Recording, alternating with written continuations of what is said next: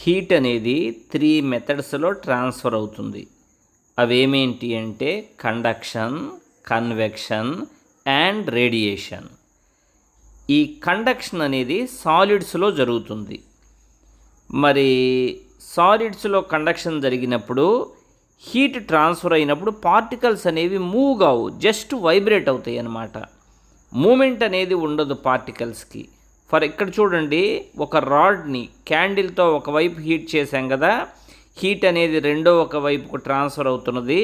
Particles just vibrate అవుతాయి కానీ ఒక ప్లేస్ నుంచి ఇంకొక ప్లేస్కు మూవ్ కావు అన్నమాట. మరి అలా కాకుండా ఈ కన్వెక్షన్ అనేది లిక్విడ్స్లో, గ్యాసెస్లో జరుగుతుంది.